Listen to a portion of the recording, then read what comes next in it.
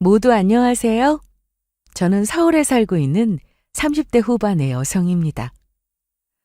사람이 사람답게 잘 사는 방법으로는 사람으로서 최소한의 도리와 본분을 지키는 것도 있다고 생각하는데 여러분 생각은 어떠신지요?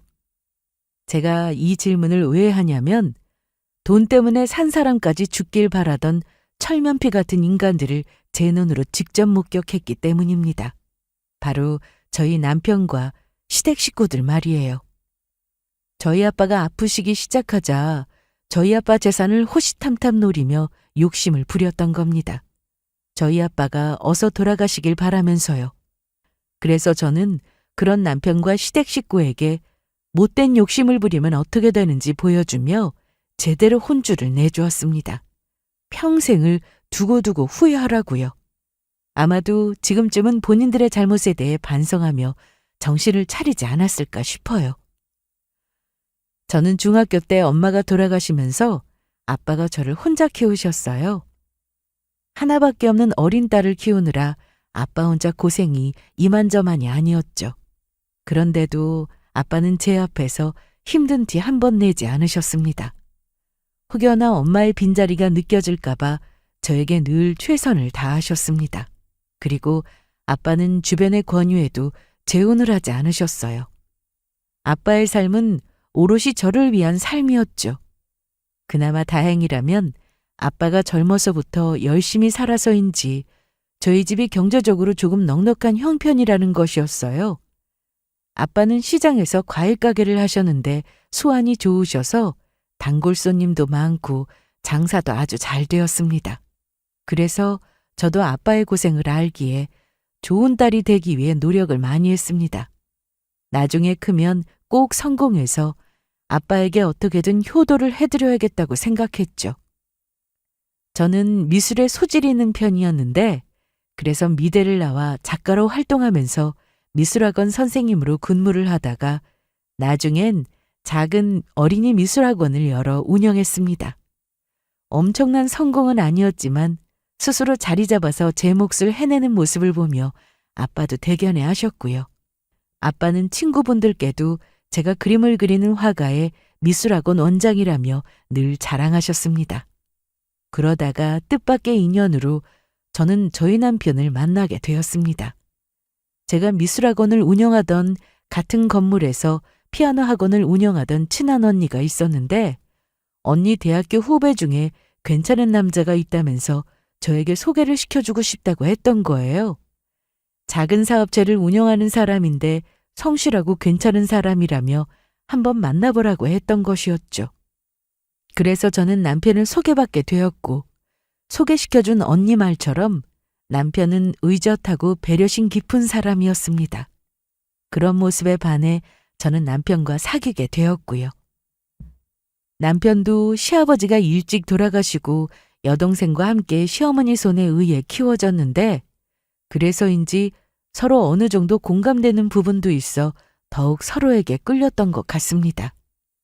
그래서 저희는 1년 정도 사귀다가 결혼을 하게 되었고 아빠도 남편이 믿음직하다고 아주 마음에 들어 하셨어요. 다행히 시어머니와 신우도 절 많이 좋아했고요. 특히 시어머니는 저희 아빠를 항상 생각하시며 챙겨주셨죠.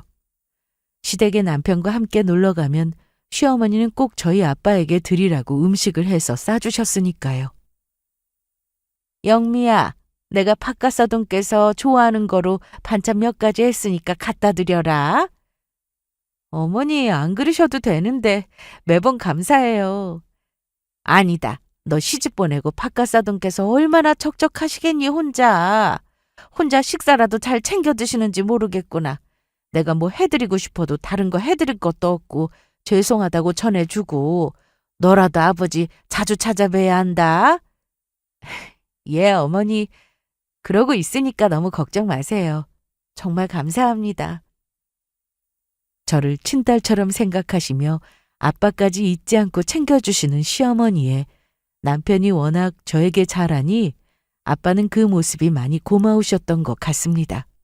그래서인지 남편이 저와 결혼하고 한동안 사업에 힘들었던 적이 있었는데 아빠는 남편 사업에 보태라며 사업 자금도 도와주셨어요.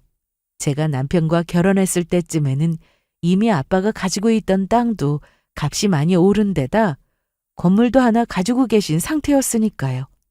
아빠는 소위 말하는 땅 부자였습니다. 그래서 남편을 도와주는 일은 그렇게 어려운 일은 아니었어요. 하지만 저는 결혼하면서 남편과 시댁 식구에게 저희 아빠가 재산이 많다는 사실을 말하지 않았어요. 요즘은 재산이 있다고 하면 노리는 사람도 많고 아무리 가까워도 말하지 않는 게 좋다고 해서 남편이랑 결혼할 때도 숨겼거든요. 어차피 아빠 재산이지 제 재산이 아니니 저랑도 관계없는 일이라 생각했으니까요. 남편은 사업 자금을 도와주신 아빠에게 얼마나 고마워했는지 몰라요. 그제야 남편도 시댁도 아빠가 어느 정도 재산을 가지고 있다는 사실을 눈치챈 것 같았고요. 아버님, 정말 감사합니다. 저 사업 진짜 열심히 해서 장인어른께 효도도 하고 앞으로는 제가 장인어른께 더 잘할게요. 나한테 잘할 필요 없고 우리 영미한테만 잘해주면 되네. 두 사람 행복하게 잘 살면 그게 나한테는 효도하는 일이니까. 알겠지, 최서방? 네, 아버님. 하지만 누가 알았을까요? 시댁 식구와 남편이 저와 아빠에게 잘해줬던 일이 저와 아빠를 속이기 위한 연극이었다는 걸 말이에요. 그 진실을 알았을 때 제가 받은 충격이란 엄청났죠. 남편과 결혼하고 4년 정도 흘렀을 때였는데 남편과 저 사이에는 아직 아이가 없었거든요. 여러 병원을 가 검사를 해도 둘 다 아무 문제 없이 건강하다고 했는데 아무리 기다려도 생기지 않았던 거죠. 그런데 그때 아기가 안 생겼던 것이 하늘이 절 도왔던 것 같기도 합니다. 왜냐하면 남편 사업이 잘 되기 시작하자 남편과 시어머니며 신우까지 변심을 하며 저를 대하는 태도가 완전히 바뀌었으니까요. 남편이 사업이 잘 되자 그때부터 남편은 저를 무시하기 시작했고 그렇게 잘해주며 살갑게 울던 시어머니며 신우까지 저희 부부에게 아이가 안 생기는 것을 제 탓으로 몰고 가며 못살게 괴롭혔던 겁니다. 그때가 남편과 함께 시댁에 놀러 갔을 때인데 평소엔 제가 한다고 해도 못하게 했던 설거지를 시어머니가 시키더니 그런 저를 감시하듯 식탁에 앉아서는 신우와 함께 제 흉을 보기 시작했던 거죠. 너 내가 나중에 설거지 깨끗하게 잘했는지 확인할 테니까 윤이 나도록 반짝반짝 잘 닦아놔야 한다. 언니, 우리 엄마 말 들으셨죠? 설거지 깨끗하게 제대로 해놔야 할 거예요. 안 그랬다가는 저도 가만 안 있을 테니까. 그런데 엄마, 아무리 생각해도 오빠네 부부 애 안 생기는 거 전부 언니 탓인 것 같지 않아? 언니한테 무슨 문제 있어서 오빠네 애 안 생기는 거 아니냐고. 그러게 말이다. 우리 잘난 아들한테 문제가 있을 리가 없고 처구한테 문제가 있어서 그런 것 같다. 그게 아니면 어떻게 지금까지 아이가 없을 수 있겠냐? 아유, 저렇게 문제 있는 걸 우리 아들이나 되니까 데리고 살아주는 거지 누가 데리고 살아주겠어? 엄마 말이 맞아. 오빠는 너무 착해서 탈이라니까. 나라면 벌써 10번도 더 이혼했다고. 언니, 우리 오빠가 아직 이혼 안 하고 같이 살아주는 거 감사하게 여기며 사세요. 아시겠어요? 우리 오빠처럼 사업도 잘하는 성공한 사람이 왜 언니 같은 사람이랑 살아야 하는지 모르겠네. 아, 이럴 줄 알았으면 오빠가 언니랑 결혼한다고 했을 때 못하게 막는 건데. 너무너무 후회된다. 저는 시어머니와 신우의 말에 더는 참을 수가 없었습니다. 누가 봐도 남편이 사업으로 성공하고 나자 시어머니와 신우가 저를 대하는 게 달라진 게 티가 났으니까요. 한마디로 시어머니랑 신우가 남편이 사업이 잘 되자 저를 무시하기 시작했던 거죠. 그래서 저도 설거지를 하다 말고 고무장갑을 벗으며 이야기했어요. 다들 정말 너무하시네요. 어머니, 언제는 저한테 아이 안 생겨도 되니까 걱정하지 말라고 했으면서 왜 갑자기 이러시는 건데요? 남편 사업 힘들 때는 저희 아빠가 도와주고 하니 아무 소리 못하다가 지금 남편 사업 잘 된다고 저 무시하시기 시작한 거예요? 사람이 어떻게 그래요? 그리고 아이 안 생기는 게 왜 제 탓인데요? 문제가 있으면 저랑 남편에게 있는 거지 왜 제 탓만 하느냐고요. 병원에서 저 건강하다고 했고 아이 갔는데 아무 문제 없다고 했거든요. 이게 어디서 지 시어머니가 말하는데 파락파락 대들고 있어? 네 아빠가 그렇게 가르치든? 시댁에 와서 여자가 큰 소리치고 예전 같으면 꿈도 못 꿀 일이다. 엄마 안 되겠어. 아무래도 오빠한테 언니 교육 좀 제대로 시키라고 해야겠어. 저희 아빠가 잘못된 일은 누가 되었든 꼭 알려주는 게 맞는다고 하셨거든요. 불의에 참지 말라면서요. 사람이 잘못하면 윗사람이든 아랫사람이든 당연히 이야기하고 알려주는 게 맞는 거라고요. 그리고 교육을 시키긴 뭘 시켜요. 제가 볼 때 정신을 차려야 할 사람은 어머니랑 아가씨 같은데 어머니랑 아가씨 남편 성공했다고 어디 가서 그렇게 사람 함부로 무시하면서 괴롭히지 마세요. 어디 가서 그러면 무식하다는 소리 들으니까. 너 지금 뭐라고 했냐? 지금 무식이라고 했냐? 예, 어머니 다른 데 가서 욕먹기 전에 가족으로서 제가 알려드리는 거예요. 그러면 저는 설거지도 다 했겠다. 이만 가보겠습니다. 안녕히 계세요. 저는 그렇게 바로 시댁에서 나와 집으로 향했습니다. 그리고 속상한 마음에 남편에게 시어머니와 신우 이야기를 하게 되었죠. 그런데 남편은 시댁에서 시어머니랑 신우가 저를 괴롭히는 걸 봤으면서도 시댁 편을 드는 것이었습니다. 제가 오버한다는 식으로 나오면서요. 솔직히 엄마랑 동생 말이 틀린 것도 아니지 않아? 아이가 안 생기면 당연히 여자한테 문제가 있는 거 아니냐고. 당신 지금 과민 반응하는 거라고. 당신 지금 그게 말이 된다고 생각해? 당신이랑 나 병원 가서 검사 받았었고 둘 다 아무 이상 없다고 했던 거 당신도 들어서 알고 있잖아. 그런데 왜 그게 내 탓인데? 아, 됐고. 당신 앞으로 우리 집에 가면 엄마랑 우리 동생한테 잘해야 할 거야. 내가 장인어른 만나서 굽신거렸던 것처럼 당신도 우리 집 가서 고개 숙이고 살라고. 예전이야 내가 사업이 성공하기 전이고 사업이 어려울 때 장인어른이 나 도와준 것도 있고 해서 잘 보여야 하는 입장이었지만 이제는 상황이 다르다고. 나도 이제 예전의 최성준이 아니란 말이야. 당신 자꾸 이러면 나 이혼할 수밖에 없어. 남편 놈의 이혼이라는 말에 저는 또다시 분노할 수밖에 없었습니다. 그리고 역시나 제 생각대로 시댁 식구며 남편까지 전부 남편 사업이 성공하자 돌변한 게 맞았고요. 그래서 저는 침대에 있던 베개를 들어 남편 놈을 후려쳤죠. 뭐 이런 자식이 다 있어.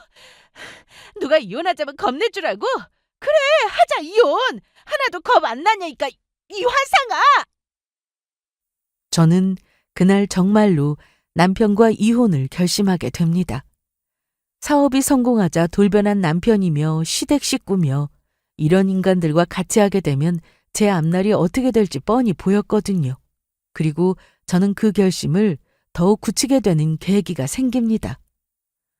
어느 날인가 저에게 남편을 소개시켜줬던 친한 언니한테서 연락이 왔던 거예요. 언니는 저에게 미안하지만 꼭 알려야 할 중요한 사실이 있다면서 만나자고 하는 것이었죠. 그래서 저는 언니가 하는 피아노 학원으로 가게 되었고 그곳에서 아주 충격적인 소식을 전해 듣게 됩니다. 그러니까 언니 말은 남편이 처음부터 우리 집이 잘 사는 거 알고 접근했다는 거야? 그래, 내가 처음부터 알았으면 그런 인간은 소개시켜주지 않았을 텐데 이걸 어쩌면 좋니? 내가 얼마 전에 오랜만에 대학 동창생들 만나기로 해서 강남에 있는 술집에 간 적이 있거든? 그런데 거기에 영미 네 남편이 친구들이랑 있더라고. 네 남편한테 아는 척할 수 있는 분위기가 아니라 그냥 자리에 앉았는데 내가 앉던 자리 바로 뒤가 네 남편이 앉은 자리라 하는 이야기를 전부 엿들었지 뭐야. 그런데 거기서 네 이야기를 하는데 내가 정말로 깜짝 놀랐다. 그래서 더 늦기 전에 네가 알아야 할 것 같아서 만나자고 했던 거야. 언니 도대체 남편이 뭐라고 그랬길래 그래? 나한테 자세히 좀 설명해봐. 글쎄 네 남편이 너희 아빠 땅 부자인 거 알고서 너랑 결혼하려고 일부러 나한테 너 소개시켜달라고 했던 거였어.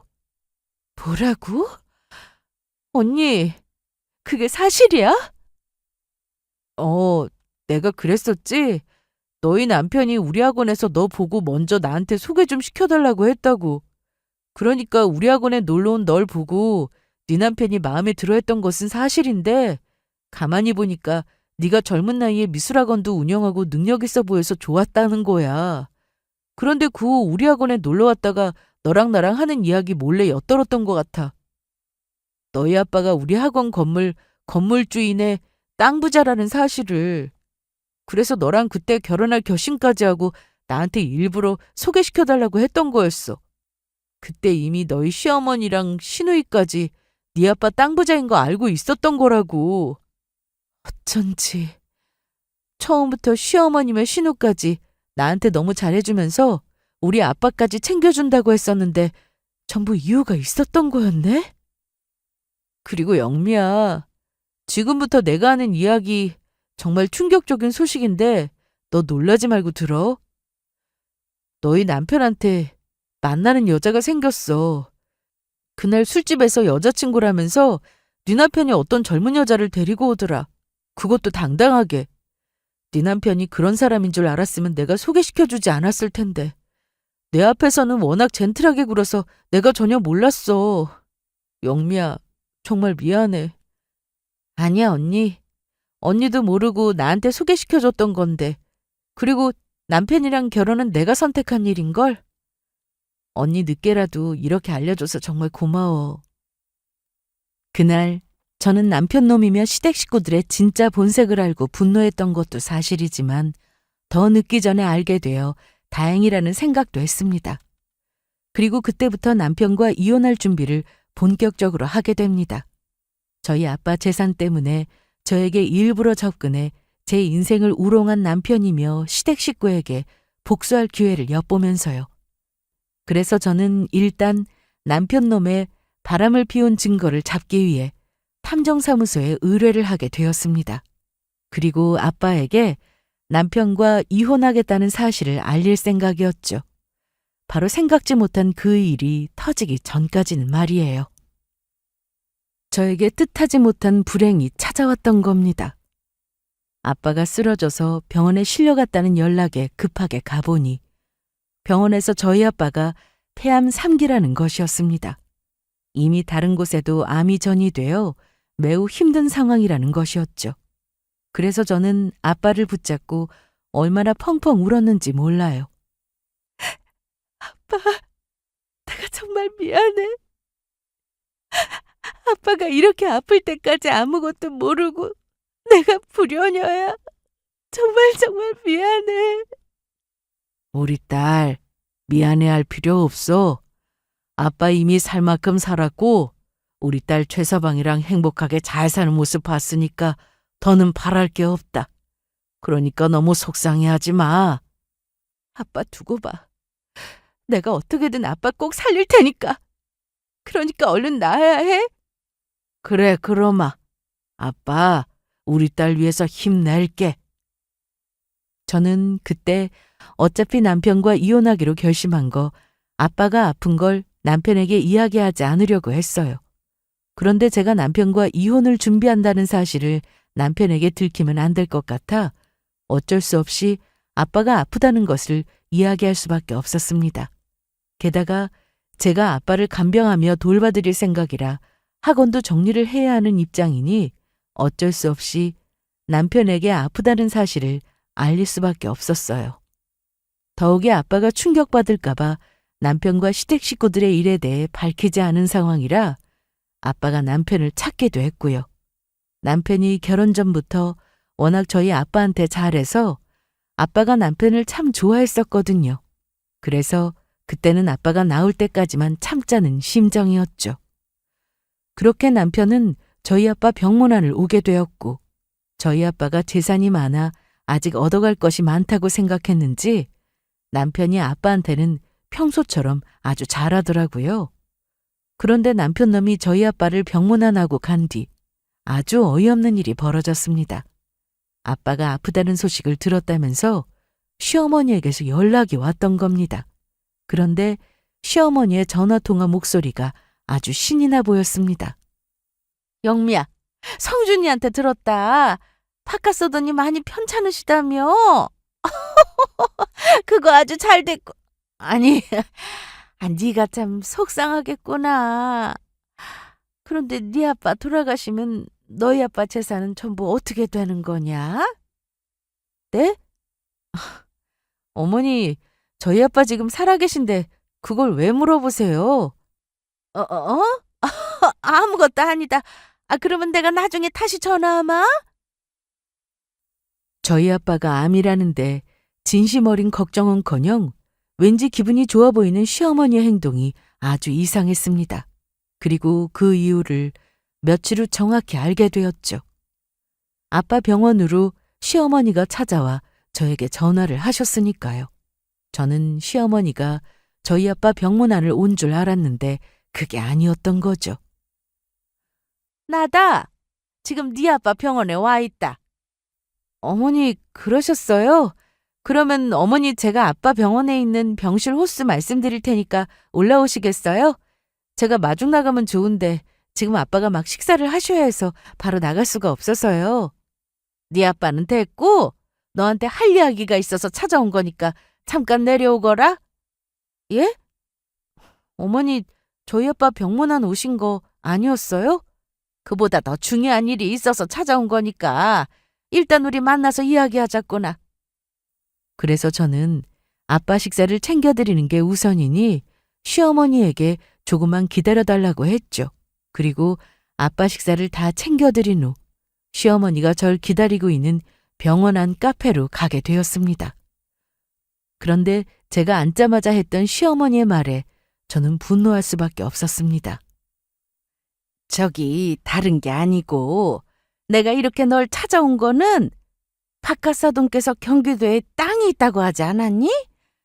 알아보니까 그 땅이 아주 많이 올랐다고 하더라. 어머니, 저희 아빠가 경기도에 땅 있는 거 어떻게 하셨어요? 그리고 지금 이 상황에서 갑자기 저희 아빠 땅 이야기는 왜 꺼내시는데요? 그거야 다 아는 방법이 있다. 그것보다 내가 오늘 여기 찾아온 것도 네 아빠 땅 문제 때문에 그런 거다.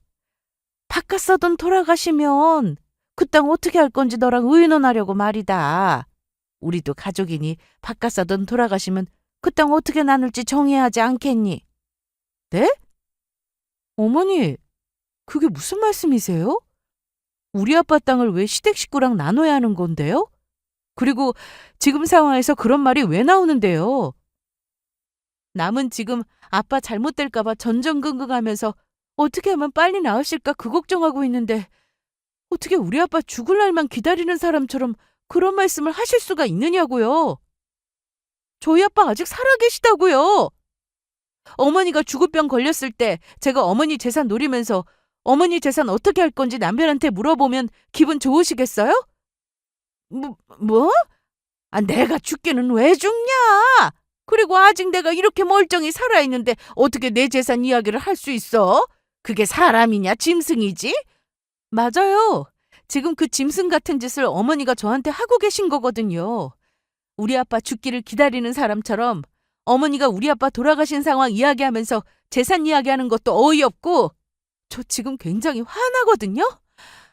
어머니랑 우리 아빠 재산이 무슨 상관 있다고 그런 이야기를 하시는데요. 앞으로 이런 이야기 하려는 거면 저 찾아오지 마세요. 저 앞으로 어머니가 찾아와도 만나드릴 생각 없으니까요. 아니, 앞으로 우리 영원히 얼굴 보고 살지 말아요.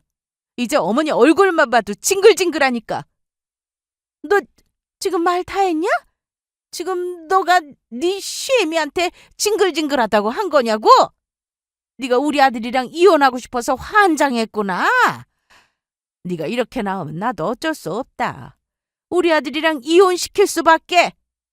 너 아빠 돌아가시면 가족이라곤 우리밖에 안 남는데 우리까지 너 버리면 어떻게 하려고 그러냐? 설마 그걸 바라고 있는 건 아니겠지? 게다가 애도 못 낳는 몸으로 우리 아들이랑 이혼하면 재혼이나 할 수 있겠냐고. 예, 어머니.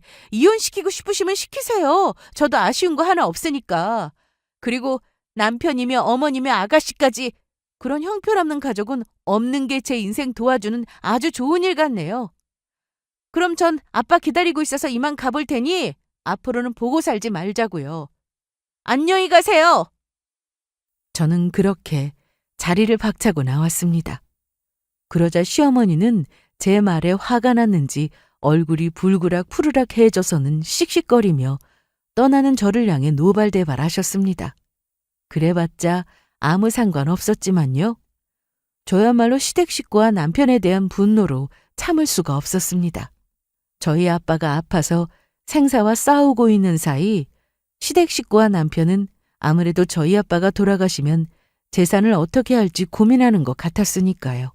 그것도 저희 아빠 재산에 대해 아무런 권리도 없는 인간들이 말이에요. 그럴수록 저는 아빠의 병간호에 더욱 매진하게 되었습니다. 하지만 인생이 사람이 원하는 대로 되지 않는 것인지 저희 아빠는 결국 세상을 떠나시고 말았어요. 치료를 받으며 점점 나아지신 듯 보이던 아빠는 급속도로 암이 다른 곳으로 전이되며 너무나도 허망하게 제 곁을 떠났던 것이었어요.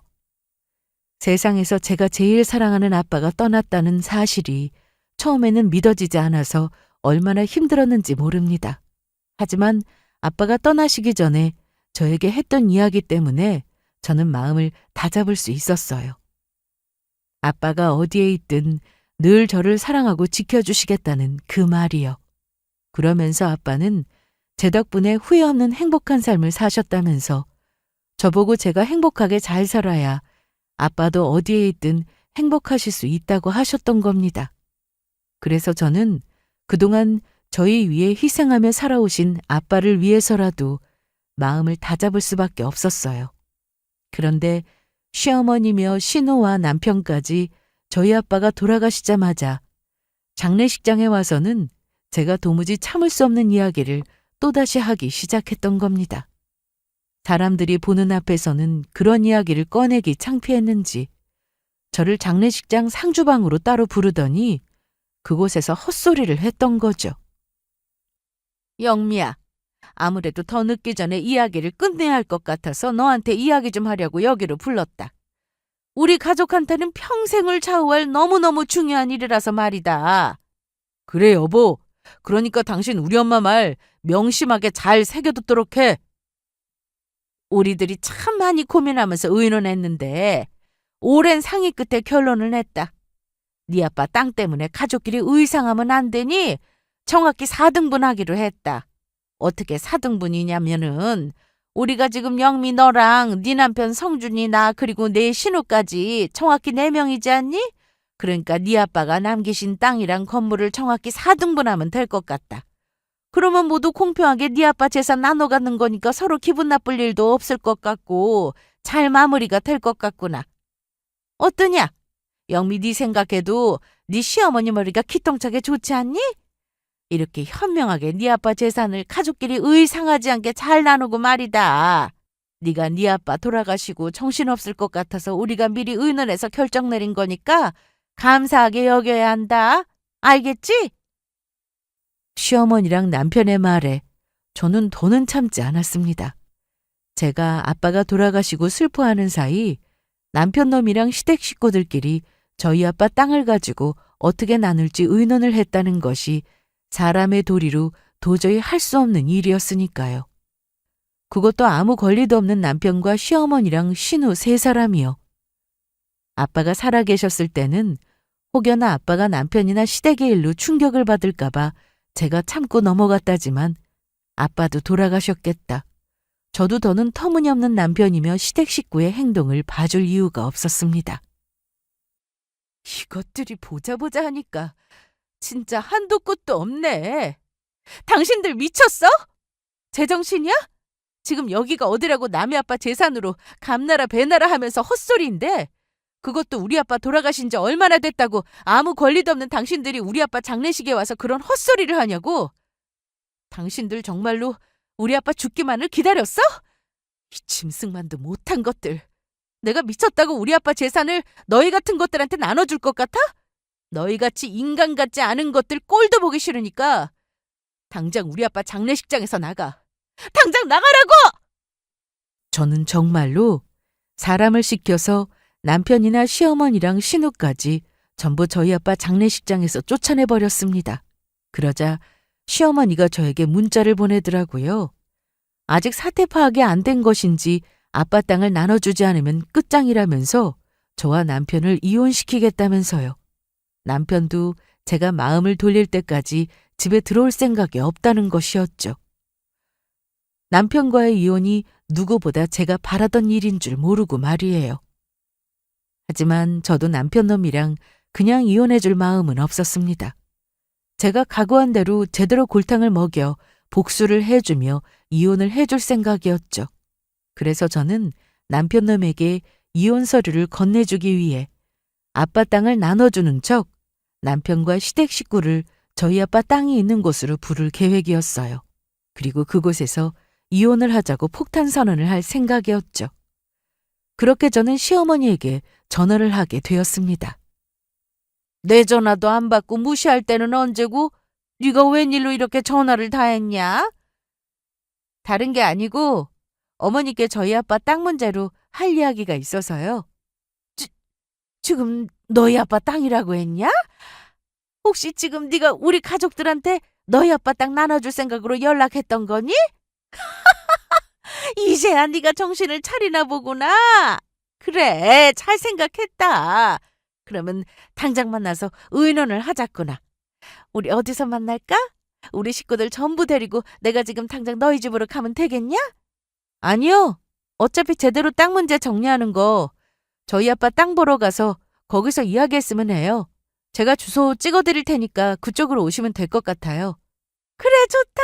나도 미래에 내 땅이 어떻게 생겼는지 보면 좋을 것 같구나. 그러면 이따가 보자. 그렇게 저는 시댁 식구와 남편을 아빠 땅이 있는 곳으로 부르게 되었습니다. 그리고 약속 시간에 맞춰 정말로 남편이랑 시어머니며 신우까지 전부 찾아왔더라고요. 세 사람은 저희 아빠 땅을 확인하더니 신이 나서 말했습니다. 세상에, 땅 좀 봐. 이렇게 큰 땅이 전부 우리께 된다니 꿈만 같구나. 내 땅만 생기기만 해봐라. 그동안 나보다 잘 산다고 무시했던 예쁜 애들 코를 아주 납작하게 만들어줄 테니까. 엄마, 나는 땅 받으면 당장 명품 가방부터 지를 거야. 이 땅 팔면 가방이며 옷이며 잔뜩 살 수 있겠다. 아니다. 일단 외제차 한 대부터 뽑을까? 여보, 정말 잘 생각했어. 그러게 진작 장인어른 땅 나눠 가진다고 하면 서로 얼굴 붉히지 않고 좋았잖아. 그래서 땅은 언제 나눠줄 거야? 그래서 저는 입이 찢어질세라 웃고 있는 시댁 식구와 남편을 향해 말했습니다. 내가 왜 당신들한테 우리 아빠 땅을 나눠줘야 하는데? 왜 땅을 나눠주냐니? 당신 지금 우리 가족들 아버님 땅 나눠주려고 부른 거 아니었어? 내가 미쳤다고 우리 아빠가 고생고생하면서 이룬 재산을 너희 같은 인간 쓰레기들한테 나눠줄 것 같아? 영민, 너 갑자기 그게 무슨 소리냐? 분명히 우리한테 땅 나눠준다고 하지 않았어? 맞아. 언니 이제 와서 우리한테 나눠주기 아까우니까 거짓말하는 거예요? 저 이미 친구들한테도 땅 부자 될 거라고 자랑까지 하고 왔단 말이에요. 기가 막혀서. 내가 아빠 땅 문제로 할 이야기가 있다고 했지 언제 아빠 땅 나눠준다고 했는데? 내가 미쳤다고 우리 아빠 죽길 기다린 너희 같은 인간 말종들에게 우리 아빠 땅 나눠줄 것 같으냐고. 이게 보자 하니까 우리를 아주 우습게 보고 있었네. 영민아, 내가 한 말 기억하고 있냐? 너 땅 안 나눠주면 우리 아들이랑 이혼시킨다고 했던 말. 네 아빠 죽고 가족이라곤 우리밖에 안 남았는데 너 정말 우리 아들한테 이혼당하고 싶어서 그러냐? 너처럼 지금까지 문제 있어서 애도 못 낳는 애를 재혼한다고 누가 받아줄 것 같으냐고. 우리 아들이나 되니까 아직도 애 못 가진 너 걷어서 살아주고 있는 거다. 엄마 말이 맞아. 언니 진짜 우리 오빠한테 이혼당하고 싶어서 이래요? 애도 못 낳는 언니 평생 혼자 늙어주고 작정이냐고요.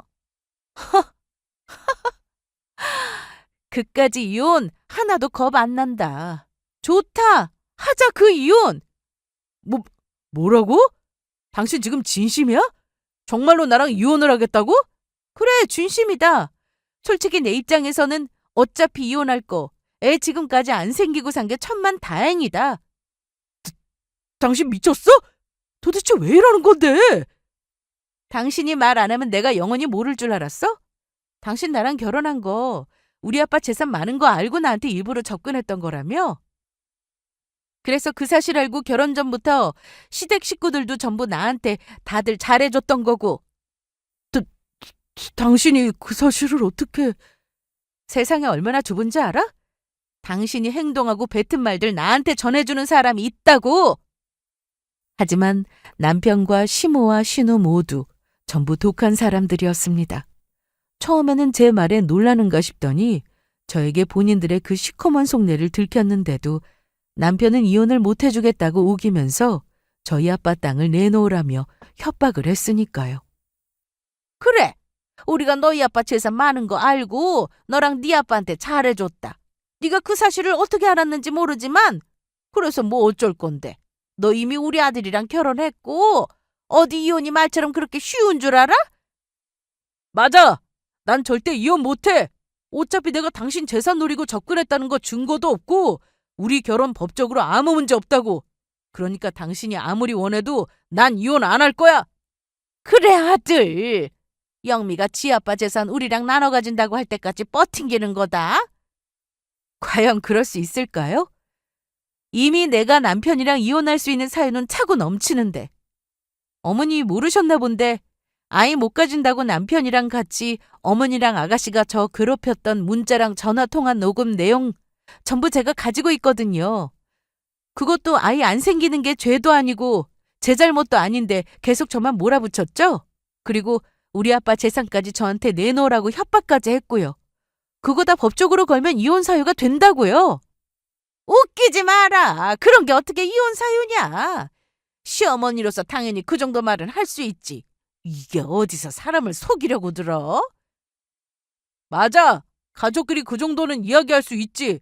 왜 그게 이혼 사유인데? 정말 그럴까? 인터넷 뒤져봐. 그게 이혼 사유 아닌가?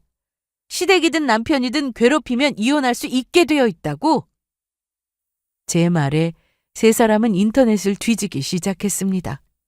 그리고 그제야 세 사람은 저에게 애를 못 가진다며 괴롭혔던 일과 재산을 내놓으라며 협박했던 것까지 전부 이혼 사유가 된다는 걸 알게 된 것 같더라고요. 엄마, 어쩌면 좋아? 언니가 말한 거 전부 사실이었어. 우리가 언니 괴롭힌 거 언니가 법적으로 따지고 들면 오빠 정말 이혼당할지도 모른다고.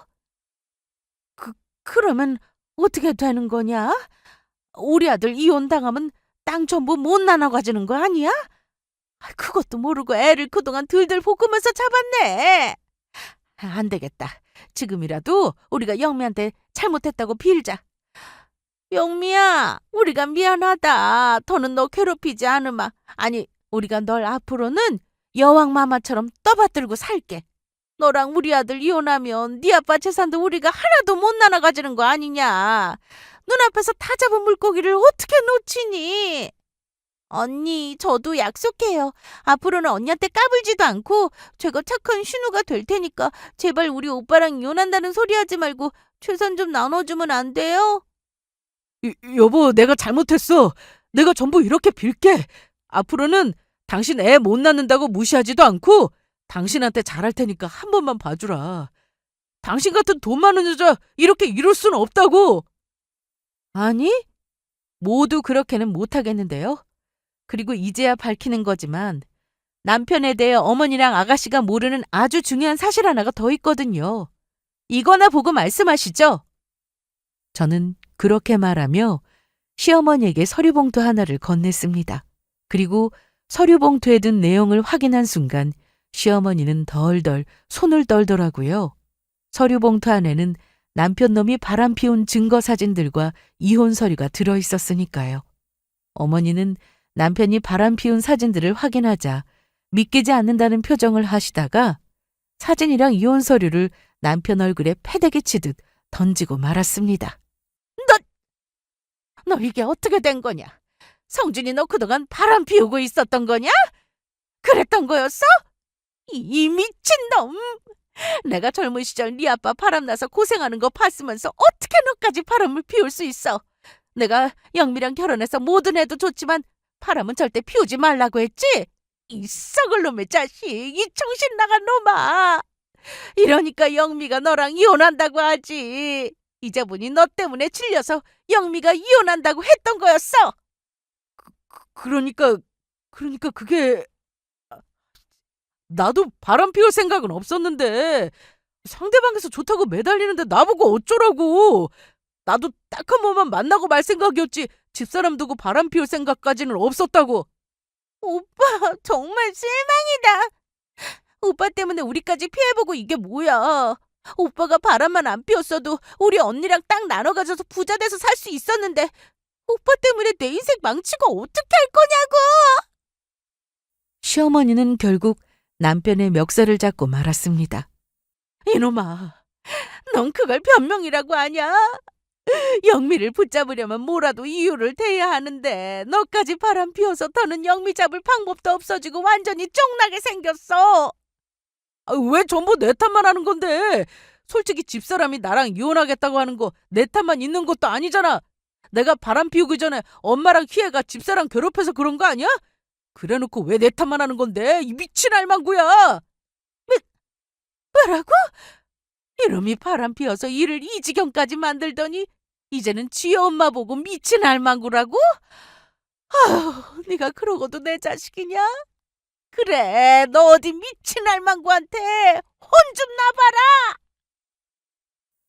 시어머니는 남편의 머리채를 잡기 시작했습니다. 그러자 남편도 갑자기 시어머니의 머리채를 잡았던 거예요. 그 모습에 신우는 남편을 말린다며 달려들었고 남편은 그런 신우의 머리채까지 잡으면서 세 사람을 서로를 붙잡고 싸우기 시작했습니다. 아주 전쟁터가 따로 없었죠. 그래서 저는 그 모습을 한참 보며 비웃어주다가 차를 타고 집으로 돌아왔습니다. 그리고 짐가방 안에 남편 짐을 싸서 바로 시댁으로 보내버렸습니다. 어차피 지금 집도 아빠가 저랑 남편이 전셋집에 살고 있는 걸 보고 마음에 걸리신다며 제 명의로 사주신 거였으니까요. 남편이 뒤늦게 찾아와 제발 용서해달라며 저에게 사정사정했지만 저는 경찰을 불러서 남편을 신고해서 쫓아내버렸습니다. 그리고 저는 정말로 남편과 이혼을 하게 되었어요. 남편과 산 세월이 얼마 안 되니 재산 분할은 얼마 받지 못하겠지만 남편과 상간녀랑 시어머니에게까지 위자료도 받을 수 있었고요. 하지만 전 다른 수로도 남편 놈을 혼내줄 수 있었어요. 아빠가 사실 남편에게 사업자금을 도와주면서 차용증을 받아놨었거든요. 원래는 아빠가 남편에게 받을 마음 없이 빌려줬던 것이지만 사람 마음이 어떻게 변할지 모르는 거라면서 형식상 차용증 받아놓고 공증을 해놨던 것입니다. 그래서 남편 놈은 저희 아빠에게 받아간 돈을 이자까지 쳐서 1원 한 푼 남기지 않고 전부 뱉어내야 했습니다. 게다가 남편 회사는 얼마 못 가 망하고 말았고요. 남편이 사업을 확장하다가 실패를 하면서 쫄딱 망한 것 같더라고요. 예전에는 저희 아빠가 있어서 사업이 힘들었을 때는 도와줄 수 있었지만 지금 상황에서 도와줄 사람도 없고 더는 버틸 수가 없었던 것이죠. 그리고 남편이 돈이 없어지니 남편의 상간녀도 남편을 떠났나 보더라고요. 그래서 남편을 알고 있는 지인의 말로는 남편은 저랑 이혼한 충격에 사업까지 망하고 상간녀에게 배신까지 당하자 정신과 약을 먹고 있다고 해요. 그런데 얼마 지나지 않아 저에게 조금 더 놀라운 소식이 들려왔습니다. 남편 놈과 이혼하고 6개월 후쯤인가? 바뀐 제 전화번호를 어떻게 알았는지 갑자기 시어머니에게서 연락이 왔던 겁니다. 그래서 저는 시어머니 전화를 바로 끊어버리려고 했는데 시어머니가 울면서 저에게 매달리더라고요. 영미야, 나 좀 살려다오. 나 암에 걸렸다. 위암이 이기란다. 그런데 지금 자식이란 것들이 나 아직 죽지도 않았는데 살릴 생각은 안 하고 내 아파트랑 노후자금으로 쓰려고 모아두었던 돈을 지들끼리 어떻게 나눌지 싸우면서 나는 돌볼 생각도 안 한다. 그러니까 영미야, 네가 와서 내 간병 좀 해주면 안 되겠니? 너는 네 아빠 간병도 해봤고 경험이 있어서 날 잘 돌봐줄 거 아니냐. 아줌마, 지금 미쳤어요? 아줌마가 우리 아빠 돌아가시기 전에 어떻게 했는지 잊었냐고요? 우리 아빠 돌아가시지도 않았는데 아줌마 자식들이랑 우리 아빠 재산 노리고 언제 죽나 기다리면서 우리 아빠 재산 나눠가지 생각했었죠? 그리고 우리 아빠 아플 때 병문안 한번 안아본 아줌마 병시중을 제가 왜 아는데요? 아줌마랑 아줌마 아들 행동 보면서 우리 아빠 심정이 어땠을지 잘 느껴보세요. 그리고 병시중을 원하면 아줌마 자식들한테 해달라고 하시고요. 저는 우리 아빠 죽길 기다리면서 재산 노리는 원수나 다름없는 당신 꼴도 보기 싫으니까. 아줌마 지금 당하는 일 전부 자업자득이라고. 그렇게 저는 전시모의 전화를 끊었습니다. 그 후 들어보니 전시모는 자식들에 대한 배신감에 악재까지 치료받아서 건강을 회복 중이라고 하는데 남편과 신우 얼굴도 안 보고 혼자 살고 있다고 합니다. 남편과 신우도 시어머니 재산 가지고 싸우다가 서로 사이가 갈라져서 안 보고 살고 있다고 하고요. 가족끼리 뿔뿔이 흩어져 서로를 원망하며 미워하게 된 것입니다. 세 사람 전부 저희 아빠에게 했던 못된 짓들에 대해 벌을 받는 듯 했어요. 이래서 사람은 착하게 살아야 하나 봐요. 그 후 저는 다시 어린이 미술학원도 개원하고 즐겁게 일을 하며 바쁘게 보내고 있습니다. 아마도 다시는 결혼 같은 건 생각을 못할 것 같은데 그래도 제 인생을 소중히 생각하며 행복하게 잘 살아가려 합니다. 하늘에서 보고 계실 저희 부모님들을 위해서라도요.